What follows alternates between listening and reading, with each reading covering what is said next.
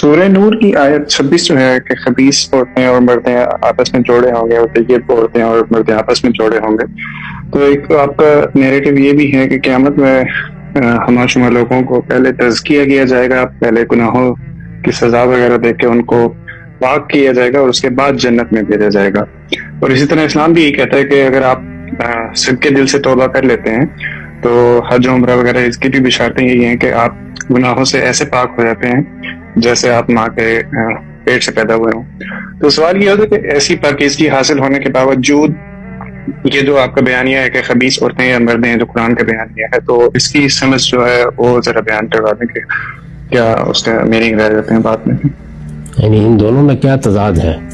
اللہ تعالیٰ جب جنت دوزخ کا فیصلہ کرے گا تو ایک فیصلہ تو پہلے ہی مرحلے میں میرٹ پر ہو جائے گا۔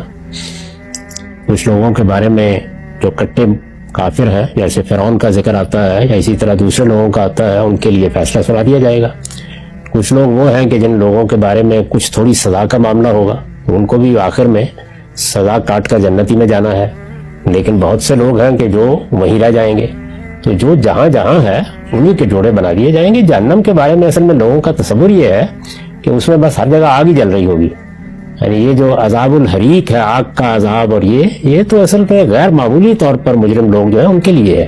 جہنم بھی ایسی دنیا ہوگی اور اس میں ہر طرح کے علاقے ہوں گے، رہیں گے لوگ اس میں، مطلب جنت جہنم دونوں میں درجات ہوں گے، ہر جگہ ہوں گے درجات ہوں گے۔ بہت شکریہ سر۔